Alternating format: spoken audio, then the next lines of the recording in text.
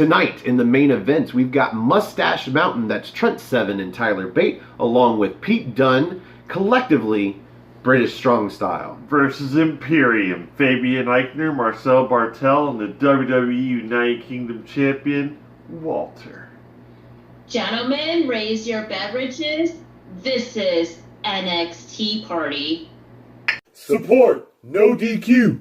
Welcome everybody to the NXT Party for episode number 47 of NXT UK. I'm your host, the Rated R Reviewer, joined as always by the General Jerry Slaughter. Good evening, wrestling fans. And tonight, our special guest here on the left, we've got the Holiday, Christopher Mace. How are you doing, Chris? Doing good early this morning.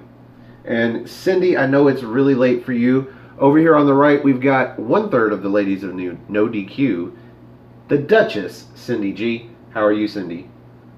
I'm doing good. I mean, had a pretty interesting week besides going to SmackDown Live and 205 Live in person. Hashtag 205 Live awesome. matters. That's Good. awesome. Except the Golden State Warriors lost the NBA Finals and have to wear the Toronto Raptors color for 30 days, which already give a jump start in a week. But, oh well, it is what it is.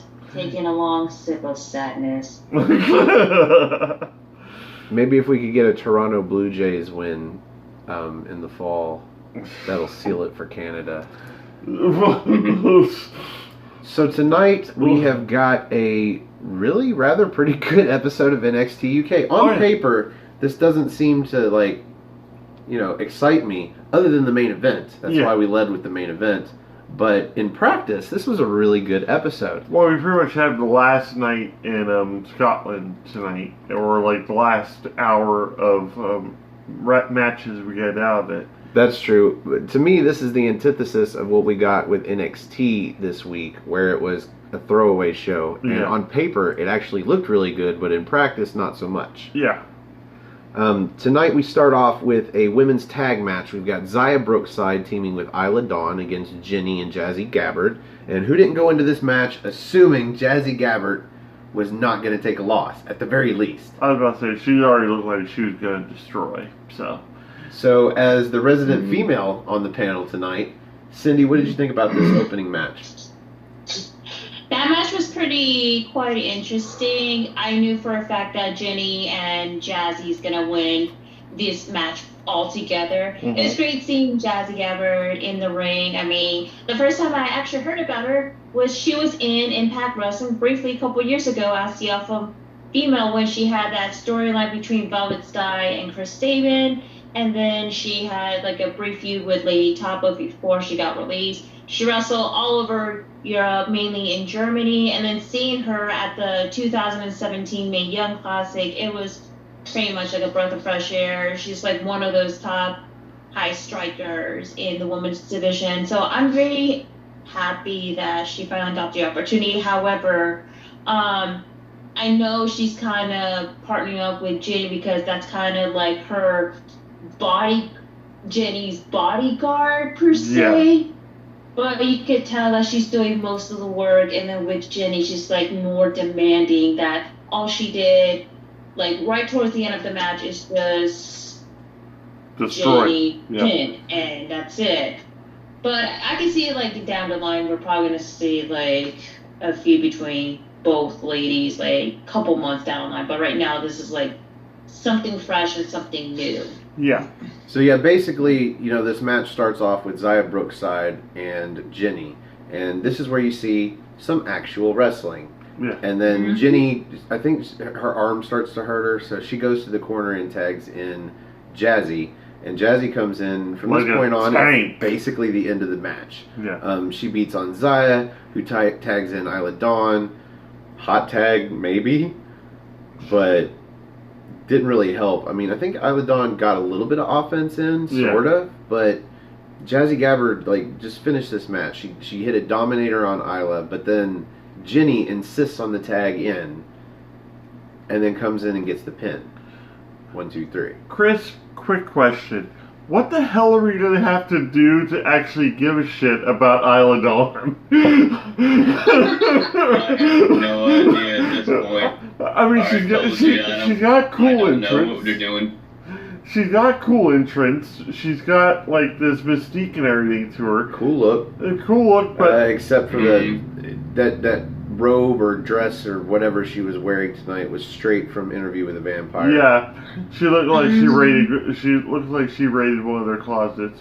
Like she raided Kirsten Dunst's rooms, like mine. Good thing she didn't try to wrestle in that some bitch. Oh yeah. Oh.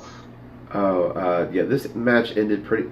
Actually, not the way I thought it would. I thought at least Jazzy Gabbard would get the pinfall, but I like how they did it. Well, she's pretty much almost like Tyson Tomko was brought in initially for Christian as like the problem solver.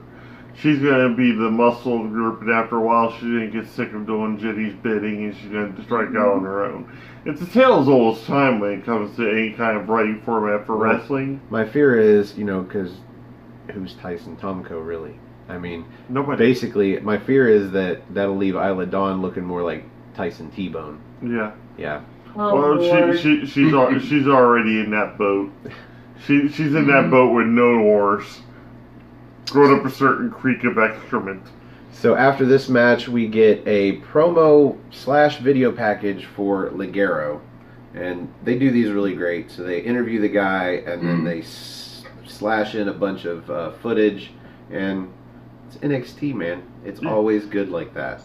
They can make a video about an eggplant, and I would so be on board with that eggplant. Support No DQ. So the story here is that Ligero was born without the use of, I think, his right eye. His right eye, yeah. And it wasn't until he was 8 years old that his family could afford the surgery to correct that. So imagine being 8 years old and suddenly having depth perception. Yeah. Wow. Can finally go out for that Little League team, man. Just saying. Eye on for the me, ball, kid. Eye on the ball. It harkens back to that Futurama episode where Leela plays baseball. Yeah. The beaner. Anyway. So now we know why Ligero kind of looks cross-eyed, which you can still tell through the mask because he needs eye holes. Because now that you have depth perception, you're damn sure going to use it, especially in a wrestling ring. Any notes on this promo here, Chris? I actually liked it. I think they do a really good job setting these interviews up and doing these promos and what they do and telling their stories, and you get more of a feel for the guy's personality. So I thought it was really damn good and well done. Yeah. Cindy, do you have any background on Ligero pre-WWE NXT UK? Well, as I mentioned in the past, he did wrestles around Europe and internationally, like mainly for Progress Wrestling. And the last time, like, all I can say, like, he has, like, one incredible cruiserweight ability. I mean, we did see him make an appearance on 205 Live a couple weeks ago, which was awesome.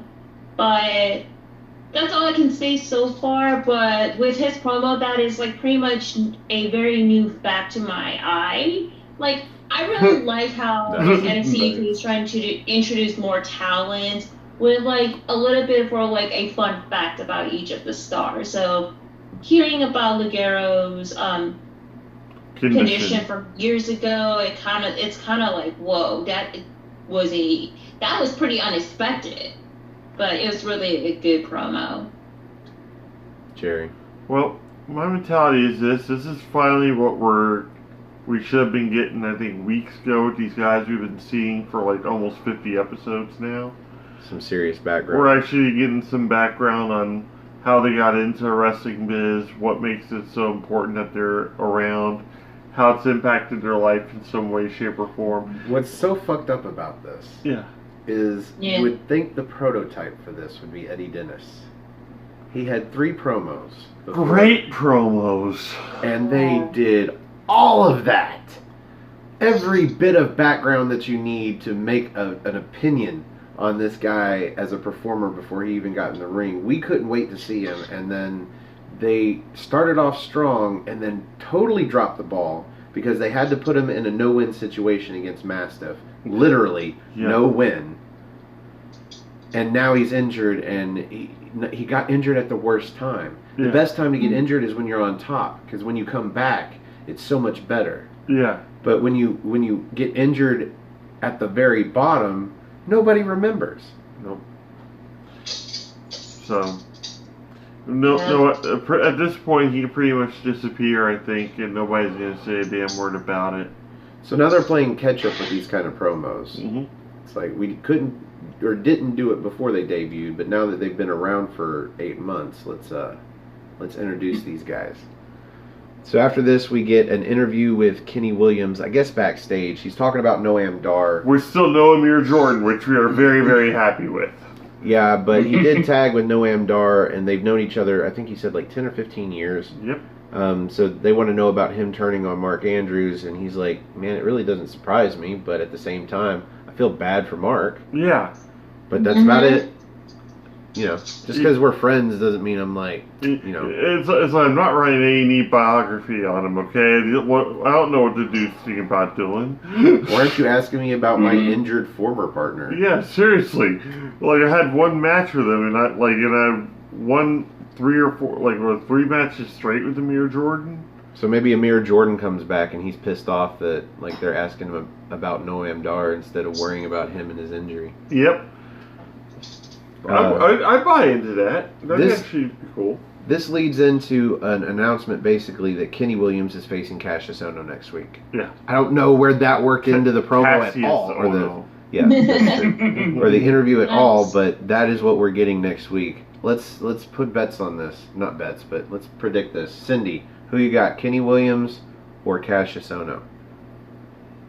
Well, I could see there may be going to be some interference going on, but I'm going to go take my bold pick. I'm going with, of course, the one person that I met last November. Cassius Ohno. What about you, Chris? Who you got? Cassius Ohno.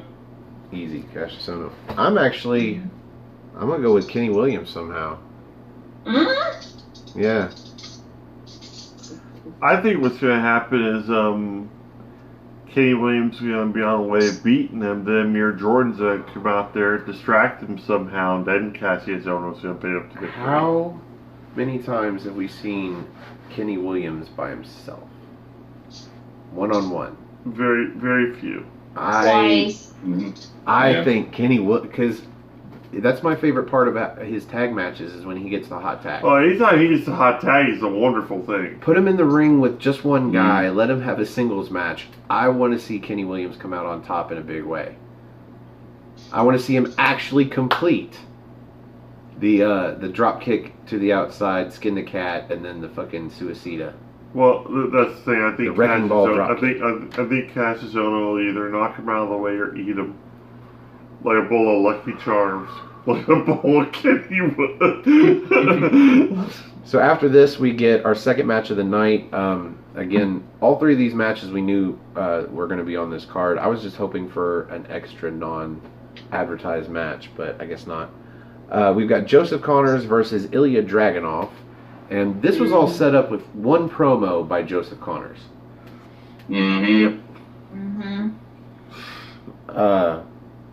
I've got actually quite a bit of notes for this match. I didn't think I would because based on the last match, Ilya Dragunov's entire skill set is clotheslines. Lariats. Yeah. He's the king of the lariats, and then he does one running European uppercut to finish the match. This was not that match. No. This was very different. No. I don't know that it necessarily made me like Ilya Dragunov any better, but at the very least, I understand why people like him because it wasn't just clotheslines. And Joseph Connors actually got some offense in this match. Yeah. He just didn't get the win. Cindy, what did you think about, or what, you did the first one. Chris, what did you think about this match? I thought it was pretty good for what it was. I'm glad the guy, I always call him the guy from Rocky IV. That's who he reminds me of. Drago. But, yeah, Drago. Like I said, I thought did a lot better than he did the first match. Like I said, still not really too impressed with him yet. All that hype and no substance quite yet. But he's getting there a little bit. But Connors, they got to do something with him. Either, stop having him do the storyline with the new shiny toys. He's got to fight every new shiny toy that comes out. Do something different. That guy's got talent. Do something different with him. He could be something much more than what he is right now, definitely. Absolutely. Cindy? Well, I have my dog here next to me because she heard of Dragunov versus Joseph Connor's match, yeah. She's gonna throw in her 2 cents. No, sorry, I have my dogs here. So anyway, It's okay. it's a pretty good match, especially, and I know I'm gonna be butchering Dragunov's last name and his first name, just like Holiday butcher some of the wrestlers' name, like when we did our prediction video for New Japan Pro. So forgive me, y'all. No comment. Yeah. So it was a pretty good showcasing match. I mean, he is pretty brutal. Like, you could tell that his whole face is so red, but like his whole body is just pale white when he's trying to strike Joseph Connor altogether. Yeah, I know you But weren't on the it's Tea Party for that great. episode, but did you notice when he faced Jack Stars that they had to turn the lights down on the ring because it was so bright? They were so white. I think it was so bright that they were worried that the crowd was going to get snow blindness. But yeah, I mean, they were both so pale that they literally turned the lights down on the ring. I thought that was great. Mm-hmm. I've got a lot of notes. Before I get into them, Jerry, what did you think about the match? I thought it was going to be more of him, like, flailing his arms around and everything. If I wanted to just watch a guy, like, with red eyes, flailing about with, like, no shirt on, and with reckless abandon, looked like he's drank too many Red Bulls, I was just going to Walmart at He's 4 on some a.m. serious Russian cocaine, man. But otherwise, yeah, he looked messed out. But at the same time, this time around, he actually showed a little more offense. I think it's the fact that Joseph Connors was actually selling stuff so well. Or maybe he watched our show and he's like, damn, I did throw a lot of clotheslines. Yeah, we don't know who's watching our show. We never know. We never know. So, but Leave a comment. the match itself, it was a good showcase match. It actually was. I hated the fact that we really didn't get much of a build for it. Like Joseph Connors, I won't say he's getting buried, but at the same time, they're not really doing much with him, and it's getting kind of aggravating because he's got a cool look to him, he's got a cool persona, he's got a cool jacket. The jacket's badass. I'm like, don't put Joseph Connors in a cool jacket and have him lose. But Lose he did. he ended up losing. He looked all right in this match, but there comes a time where looking all right in a match that you lose is not enough. Yeah. My first note here is a spot where Joseph Connors, he drops under Ilya as he's coming off the ropes and trips him, and Dragunov goes neck first into the middle rope, and it looked okay. It looked bad, but not like sick bad. But his selling of it, was like, oh shit! Like he just almost like crushed his larynx. He almost beheaded him. Ilya goes for that running clothesline. I think he hits one where Connors is in the corner and he comes off the other corner. But he goes for that second one and Connors kicks his arm out of midair to block it. And he sells very well. Yeah, Let's just say that. Connors then runs at him and does that sunset flip powerbomb into the corner. And he sells that great too. Yep. He just jumps and he sells it in a way that makes it a lot more safe. Because most people end up going neck first into that fucking bottom turnbuckle. Yeah. And it looks sick. It looks like they're going to get hurt if they keep it up. I was about to say that they do it the more painful, unsafe way. And he actually knew how to land and still make it look. He knew how to set it up. He does a backwards jump, and you can tell that he is selling this move. Yeah. But he lands himself square in the corner and does no damage to his neck. Smart guy. Yeah. Drugged out as hell, but smart guy. Now this is where Connors rolls out to the apron and he goes to slingshot himself in for that bulldog that he introduced us to a few weeks ago. Doesn't hit the slingshot bulldog. Instead, Ilya catches him and then hits him with a Death Valley driver into the corner. His neck grazes off the bottom turnbuckle and his head goes into the mat as the rest of his body goes sideways into the corner. Yeah. And Jesus Christ, dude. Holy crap.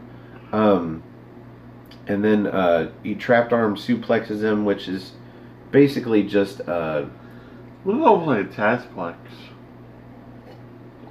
It was like a gut wrench throw. Yeah. Overhead throw, basically.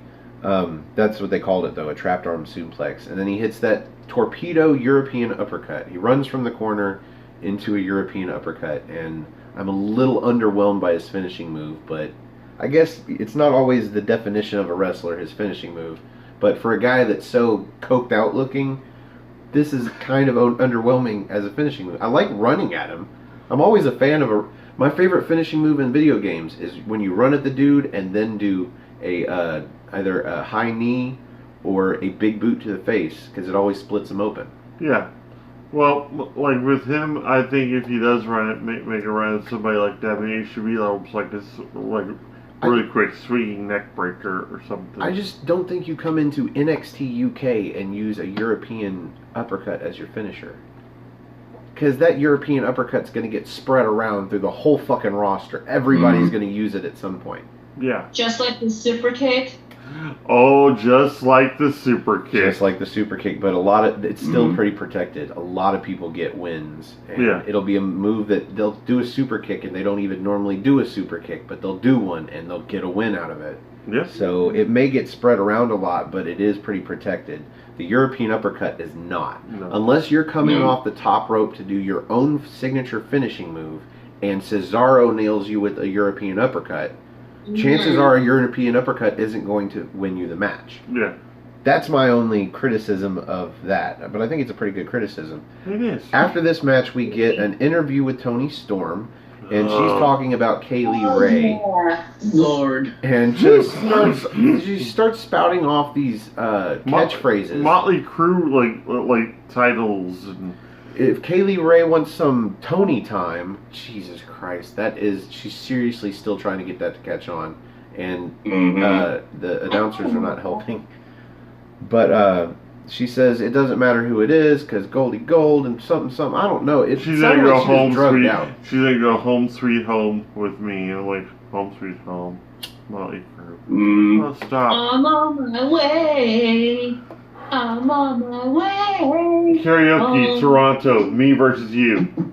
So. Oh yeah, karaoke off, just like that WrestleMania 35 bet. Yeah, it's on. So Cindy, for you, does this make Toni Storm look better or worse, or just still flat? I know that she's throwing in a lot of the lyrical catchphrases from Motley Crue and some other 80s glam metal bands, but that's kind of like her gimmick. I know she did say some of her past promos in different independent wrestling companies as well. It's nothing to me, but I feel like she just needs to upgrade it just a little bit more into the extent, because like she's doing a good job as the champ, but it needs a little work in my opinion. Well, Jerry does like to call her what, Motley Swift? Yeah, I call her Motley Swift. Chris, what'd you think about Toni Storm here? Oh, this fucking promo sucked. I hate this fucking shit. Thank you. Thank you. Take this fucking title off her, repackage her, do something with her. I have not been impressed since she's been champion. I've been saying that time and time again. Her promos are getting fucking worse and worse. I don't care anymore. Somebody beat her ass for that title and let her go do something else right now. See, the problem is it doesn't matter what gimmick she's in. Well, maybe it does matter. Maybe there is a gimmick out there for this, but she's so disingenuous. Yeah. That's the problem. She seems like she likes what she does, and she seems like she's a fan of what she does, but she's so disingenuous. She's just spouting this bullshit. Yeah. And I don't believe that in her babyface role. I was going to say, that's something else that kind of bothers me. She sounds like a heel trying to sound like a face. Like she's pretty much almost like she's reading cue cards and she wants to be saying something completely different. Maybe That's a good analogy. Yeah, maybe if they gave her a little bit of free range and let her say something that's actually, on her mind, because it looks like the wheels were always turning versus like free flowing thought, So everything just seems forced and, one of your favorite words, contrived. Very contrived. She's getting the John Cena treatment, and she's not good at delivery like John Cena is. Yeah. Cena can take anything and sound genuine. Bailey treatment, in my opinion. Well, here's the thing, because I'm talking about in-ring work too, because for most of her matches, she gets beat down for the first 80% or 90% of the match, then she comes back at the end and secures the win. Yeah. The John Cena treatment. I don't think she can pull off the babyface John Cena treatment. I think she could probably pull off the heel John Cena treatment, but they don't do that for heels. No. She would have to start taking over matches and doing a lot of ground holds and rest holds and shit. So, anyway, this is setting up an announcement for next week. Again, another match for next week. It's going to be a 10-woman battle royal for the #1 contendership for the NXT UK Women's Championship. We've got Piper Niven, Killer Kelly, Candy Floss, Jenny, Nina Samuels, Isla Dawn, Rhea Ripley, Xia Brookside, Kaylee Ray, and Jazzy Gabbard. And one has to assume that Jazzy Gabbard is not only going to be helping Jenny, but she's going to be helping Jenny win. And if it was both of them left in the ring, she is going to climb over the top rope and eliminate herself. Yeah. But do we get there? Is that where this is going? Or do we see Kaylee Ray getting the win here because this is where it looks like the build is going between her and Toni Storm? That's a tough call, actually.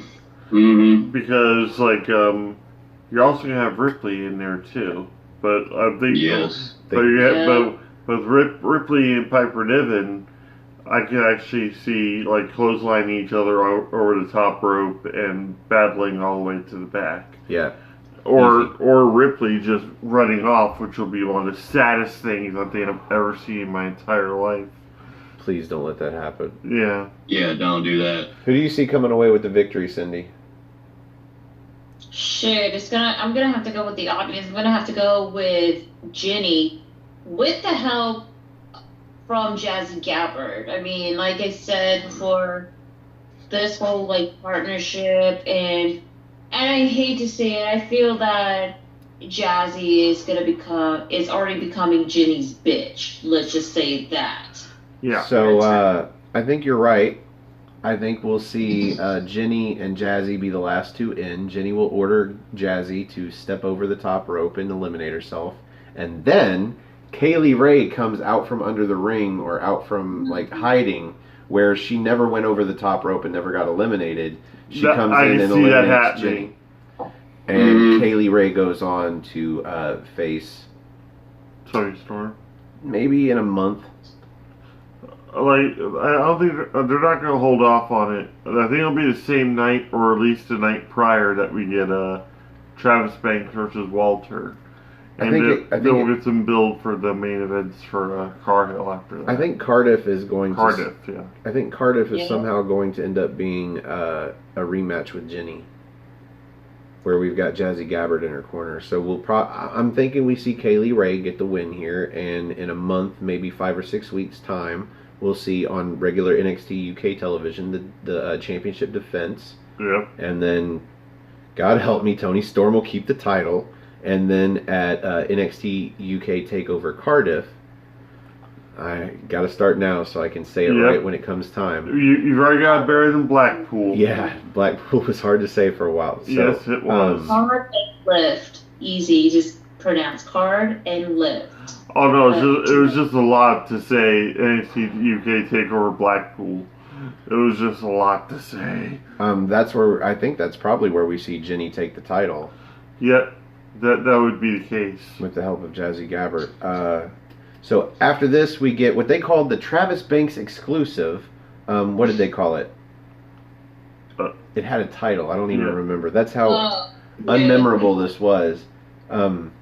Travis Banks here says a lot of stuff, much like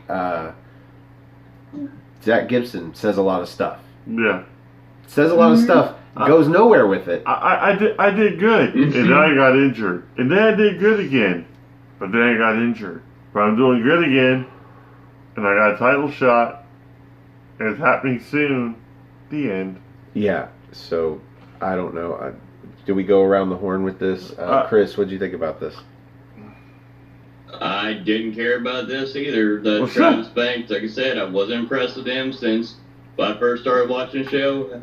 I'm doing good. Oh, I got injured, like Gary said. Oh, I'm doing good. Now I got injured again. Now I'm waiting for the whole end of the story. Oh, I got a title shot. Oh wait, I just got injured again. I'm not facing him. And if he faces Walter for that title, if he doesn't get beat in 2 minutes or less, I'm gonna be totally fucking shot. Walter should be able just to destroy him like just a Slapfest 101. Seriously, Cindy, do you know anybody that had Travis Banks winning that Fatal 4-Way match? Honestly, like, I was surprised Travis Banks won, but, well, just to be the odd women out, I was hoping Jordan Devlin would be the #1 contendership instead of Travis Banks, but... I mean, even he had votes. Yeah. I was thinking Mastiff. Jerry was thinking Joe Coffey. I was thinking Joe Coffey. And we've got one for Jordan Devlin, but nobody thought Travis Banks was going to... So other than fucking up everybody's pool for that match, what has Travis Banks really done? Absolutely nothing. I've already said a couple... like injuries and cycles and stuff. Like the same treatment, but different. Yeah. I've said a couple different times, I'll be surprised if he actually gets to the ring for the match. Yeah, and it doesn't end up being somebody else. So after this, we've got The Hunt backstage, and they are just making growly noises, and I like it. Yeah. I know it's kind of cliche and stupid, but I like it. It's a good throwback. And here they are calling out who other than Gallus, the guys that attacked them, last week. Yep. And next week we are going to get a match between them and Gallus, it looks like. Mark Coffey and Wolfgang. Yep. I doubt Joe will go to the ring. They seem like every week that we think, oh yeah, somebody's going to accompany. No, they do a triple handshake at the stage, and then whoever's not in the match just goes. Yeah. I like that about Gallus. Yes, well, I like Gallus in general, and that's why. Yeah, definitely. That's what was my thing up until, recent events that we'll get into here in a little bit. Was it was going to be the Kingdom versus Imperium after a bit, because and then actually have Gallus not really turn face, but close enough to face that they're actually less evil than Imperium. Well, the fact that they don't always go out to the ring as a trio and help each other win, I think that lends itself to babyface, but at the same time, they're just such good heels that you're like, I think it's more cockiness than anything Maybe else. Still, yeah, absolutely. So after that, we are finally on to the main event. This is the match we all have been waiting for weeks. And it got 15 minutes of match time. Yes. Like this was a hell of a fucking match. This is a great match. I don't have a lot of notes for this match. Not because not a lot of stuff happened. A lot of stuff happened. A lot of stuff we've seen before. My first note of this match is the first thing that I'm like, that's new. Yeah. But I will get into those. Great fucking match. I'm going to let Jerry go first. It was everything I was hoping for, and then even more. So, you already had, Tyler Bate pretty much spot after spot after spot. But that's just Tyler Bate. He impresses in every match that he's in. He could have a match with, a freaking fitted sheet, and I would watch it and be like, I haven't seen that yet. So... I hate to love Tyler Bate. Yeah, we hate to love him, but we love him to pieces. Trent Seven...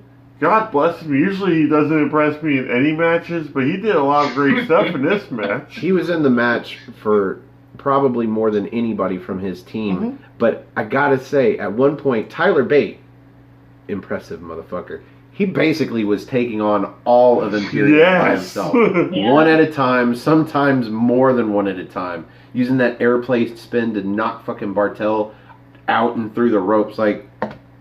He took over the match because he was the only one left. Did he fought them all off. Didn't he do almost an exploder suplex onto Eichner onto Bartel? Yeah, after doing something to Bartel. Oh, yeah. I can't even remember because I didn't take that note. I was just enjoying the fuck out of this match. Cindy, what'd you think about this main event? Holy crap. that was the match that I wouldn't even expect it to be, especially seeing Imperium reunite. Well, technically Walter and Marcel Batel in the beginning, and then having Fabian Eichner in it, that was like, well, you have the whole like European Union into the mix. But I do want to say this real quick. It feels so weird seeing Pete Dunne coming out to his entrance without the title, because I'm more used to his title. Like when he entrance like this, and it's like there's no belt. Something is missing. Yeah, but we got plenty of it. He had that title for almost 2 years. It was time, and like I said, the guy you dropped that title to was Walter, and who got it like 3 months in advance. I knew that shit was coming. Chris, what do you think about the main event here? Motherfucker, what a fucking main event this was. I tell you what, I loved this main event. It was fucking badass, hard-hitting, everything you'd want in NXT UK in a wrestling match. Like, it's the only criticism I have is me. I'm big on, having a finish to the match, which we did, and having an endings where... Well, let's not get into the ending just yet. Okay, well, not getting into that part then. That's my only critique of the match, but I liked how they did it, though. Normally, I'm not a big fan of those, but I liked how they did it. Well, also, we gotta give it up to Bartel as per usual, because Bartel was pulling out his heel tactic. He was getting booed just for being Bartel, but he's so crisp and so fluid in the ring with pretty much everything he does that it's cool to watch, because he rocks a leather jacket like he's at Alex Wright, but then he's got that smug and awesomeness that William Regal has at the same time. He's definitely, like, hands down, I'm going to say one of my favorite wrestlers in the company. So... Well, he is one half of my first note here. Yeah. The first thing that I was like, I haven't seen that before. Eichner has got, I think it's Tyler Bate, sitting on the middle rope near the corner. And he drapes him back and comes down with a backstabber. Holds it so that Bartel can come off the top rope with a double stomp across Bate's chest. That was great. Yes. We saw Tyler Bate, and we've seen it before, the Peter Pan spring off of the top rope, with his shoulders. But he comes back and he double clotheslines both of the European Union, Eichner and Bartel. That was cool. We got the hot tag to Trent Seven, and then he comes in and Dung tags himself in behind him. So we see the 7-star lariat followed by a suicida that, fucking Trent Seven, man, blowing me away. It's all of a sudden. He nails the 5-star lariat, runs out, suicida onto Eichner onto the outside. And so that's where not Tyler Bate, but Pete Dunne comes in, and Tyler Bate gets the immediate tag. And then Pete Dunne lays Bartel out with the bitter end, and then Bate comes off the top rope with this twisting senton that we just got to call, I call it the mustache twist. The mustache twist. Gets a near fall. And this is where things start to break down. We've got Walter on the outside, I think with Pete Dunne. He goes to chop him. And Dunne avoids the chop, sends it into the steps. Yes. And you just hear this dong ring out into the crowd. At this point, I know something's up.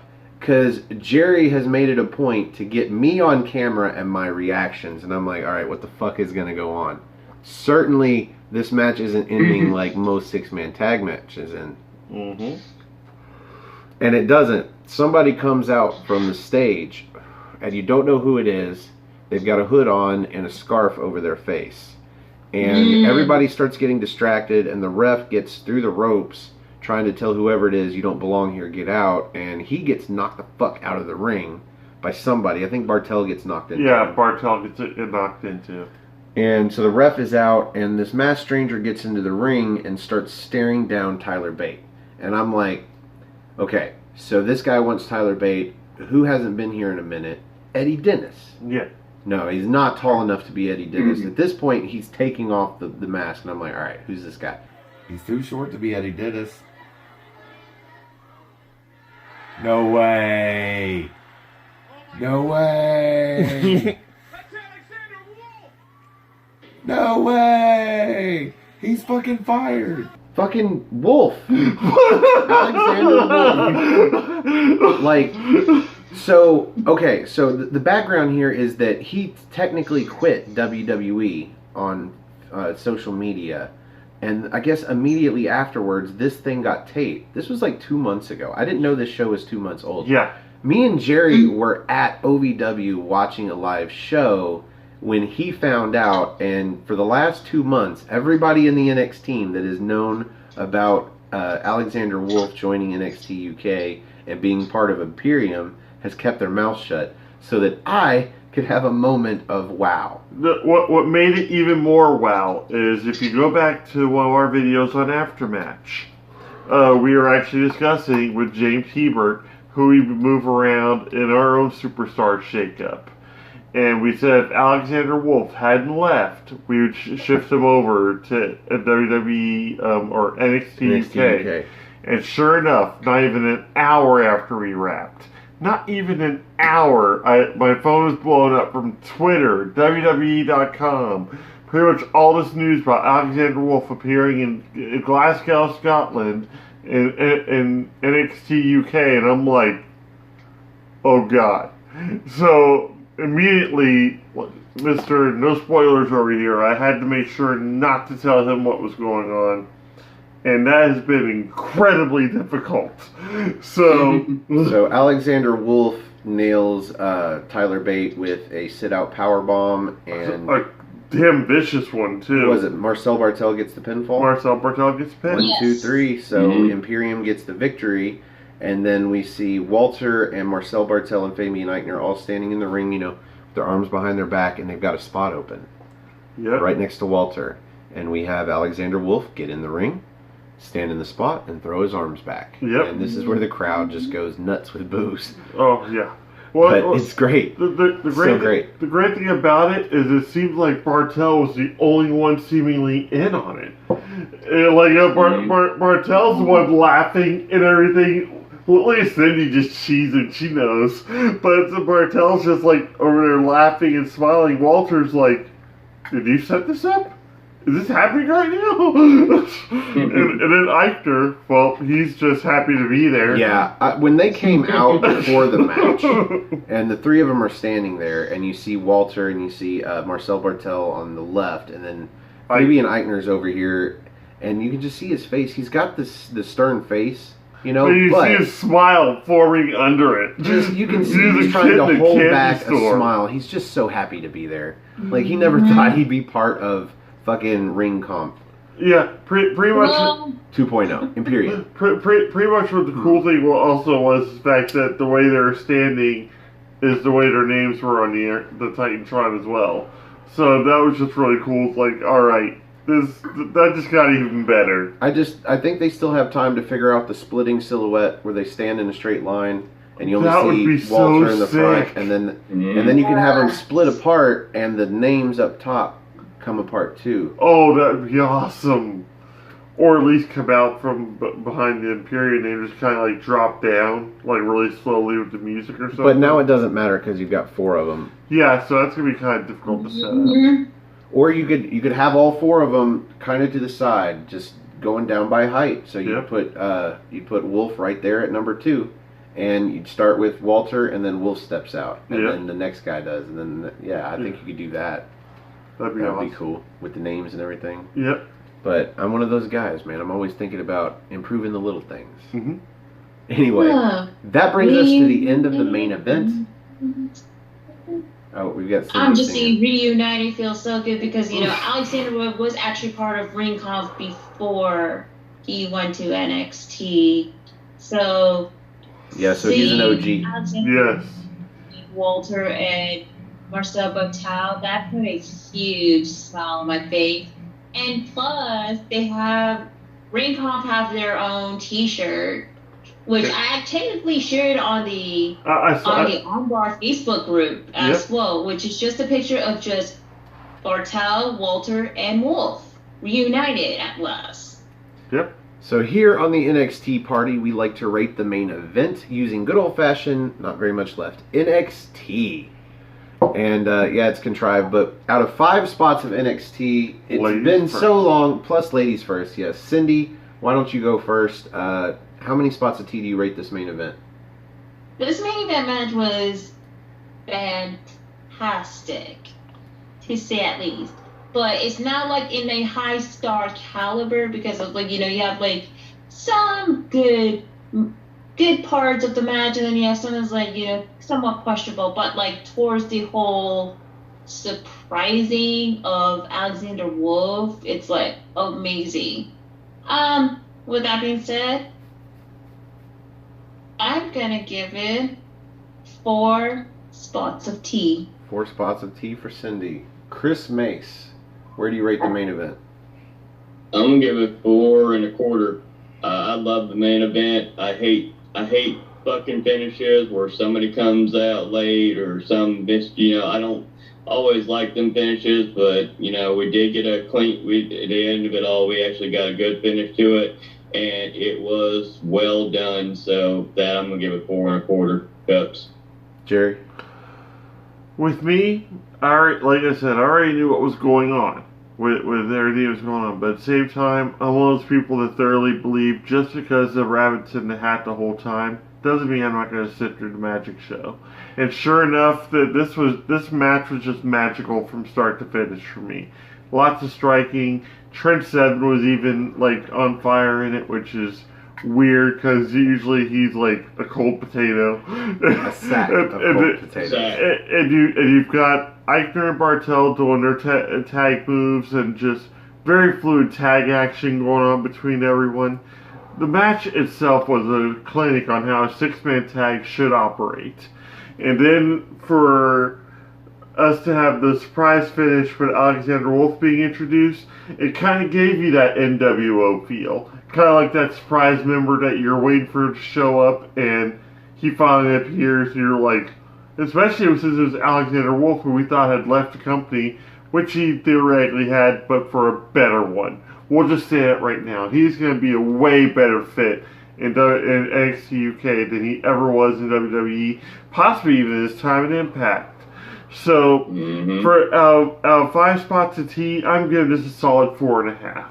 I really am, just for the finish, for the fact that we actually had a decent show compared to what we could have had last night, and the surprise finish at the end, 4.5 for me. Man, you took the words out of my mouth, basically, for most of that. This was a 15-minute, well, it was like 12 or 13. Yes. Because the aftermatch, or the ending took a while. But 15-minute match that was a solid, like, there was no downtime. No, this there was wasn't. Ass-kicking from beginning to end. Yeah. A lot of it Trent Seven, which blows my mind. Even the rest hold with Eichner, pretty much the chin lock that he had, I think, to Trent Seven in, looked vicious. It kept your attention versus, like... Rest hold. Yeah. Time for a rest hold because there's a commercial or some shit like that. Yeah, this was... And then the ending was great. It didn't fuck up the 15 minutes that you just watched. You this did guy's get a finish. face. You did get a finish. It was a you know, a moment that was fucky, sure, but it was a finish. The ref didn't see any of the fuckiness, and then he got in and made the 3 count. So I'm gonna start at a 4.5, and off the back of a great show, I'm gonna give this 4 3/4 spots of tea. Nice. There you This main event was sports entertainment. Yes. 15 minutes of an awesome match, and then a very sports entertainment ending. Just an surprise. I mean, surprise, motherfucker. Yeah. Surprise. I was surprised. I hope you guys were surprised. Yeah, this was a great episode. I hope you guys enjoyed it. I want to thank Chris and I want to thank Cindy for being on the show. Thank you very much. Where can we find you on social media, Chris? You can follow me on Facebook at Christopher Edward Mace, support No DQ, support the Simple Man, No Foster, 205 Live Does Matter, and support Colin Andrews and the Chopping Block. Great content. I can't remember James and Owen's stuff. Oh, right. Wrestling Fortune 44 is Owens, right? I think so. Hope so. Fortune 44 Wrestling. Fortune 44 Wrestling. You almost had it there. I almost did. Hey, close enough. I'm getting to learn these plugs one way or another. But anyway, so like I said, that's pretty much it for me. Yep. Cindy G, where can we find you? Follow me at nodq.com/Cindy. That's going to take you directly to my Twitter page where I kind of vent about anything, speak to my mind, and yeah, and then follow me on Instagram at simply_C_. Okay, I'm mostly active on there where I posted photo arts of landscape, natures, Funko Pops, and wrestling. And if you go check out the Instagram story highlights on my Instagram page, you know I've gone to past wrestling show, whether it's WWE or independent wrestling as well. I did put up more highlights where I went to SmackDown Live and 205 Live, hashtag 205 Lives Matter. And also I am posting daily of the 30-day plus bet of me wearing the Toronto Raptors here. So you want to see my emo side of me? There you have it. And also YouTube channel at simply_C_OK. It's in still hiatus, and then second YouTube channel at Tyson Pop Production, which not too long ago my bros Brian and Tyler, who are active Toronto Raptors fan, and they recently posted a interview with a local Ontario independent wrestler who happens to be one of Su Young's undead bridesmaid from Impact Wrestling. So Cool. Check it out, y'all. Sweet. And also gotta plug in good brother Chris's social media. Make sure to follow him on Instagram at Chris J Willis 86 on Instagram. He has a new Twitter account finally at Christopher Willis 86, which you can find out on my Instagram as well, and his Facebook group, which is one of the admin, AEW Nation, which is everything about all elite wrestling. So there you go. Well, thanks again, guys, for being on the NXT party. And if you would like to be on a future episode of the NXT party, come help us review a future episode of NXT UK. Have a spot of NXT with us. If you'd like to be on the big screen, you can find me on Twitter. Go to nodq.com/Stefan. That's STEFAN. I'm actually wearing a work shirt again. Yeah. Or if you just want to look me up on Twitter, you can find me at Stephan R. Osborne. That's OSBORNE. As always, the R stands for restricted. You can also find the gentleman on Twitter At NoDQ General, and also on my Facebook group Armbar, all capital ARMBAR. Exclamation point. Got these guys as moderators and administrators alike, and Admin, baby. in a Brock Lesnar-like sense. Still got the title, bro. Serious, still got the title. Come in, be active, have fun with it. You know, good stuff. Yeah, so that's where you find us on Facebook. Go to Armbar, not to our Facebook pages. Those are spoiler free. Yep. You can find me on Instagram as well. I don't believe Jerry's got one, but you can go to osborne.stefan, and I just got it because of the tournament. Oh, I have one strictly because Facebook just made me one day. Oh wow, that's cool. I don't plug it because I don't use it. Yeah, I don't use mine, but I still have like 50-some followers. It's ridiculous. I probably have like 100 Why? for all I I know. don't even think I have a profile picture. So anyway, but you can find me there if you want to. If you want me to follow you back, just send me a message. That includes Twitter. I'll follow you back. I got no problem with that. Chances are you're watching this on Aftermatch Wrestling. Yeah. And please subscribe if you are. If you like our video, click the like button. That's below me. And the subscribe button is below Jerry. If you like all of our videos, click that button. Mm-hmm. So whether you're watching on nodq.com or Aftermatch, you can still join us on Aftermatch. Help us get to 100 viewers. That is our goal. For now, when we go live at 100 viewers, it is probably going to be on the NoDQ channel. So we are going to fulfill that promise, just not on Aftermatch. We won't be able to do it live on Aftermatch until we hit 1,000 subscribers. So I think once we go live on NoDQ, we might be able to reach that goal. But that will be the new goal. What's the rule for Twitch? It's still not YouTube, and that's where the channel's at. So there you go. That is our goal. Help us get there. Click the like button if you are watching on Aftermatch. Or not the like button, the share button. Share us with your friends. Share us on Facebook. Share us on Twitter. And see if you can help us get a few more likes. Put us on bulletin boards at work. 86 subscribers. 14 more, and we start going live. So there you go. other than that, I think it wraps it I think up. that wraps it up. For the holiday, Chris Mace. For the Duchess, Cindy G. For the General, Jerry Slaughter. I am the Wizard of No DQ, Stefan Osborne. Thank you for having a spot of NXT with us, and we will see you NXT time. Cheers, y'all. Have a good day, y'all.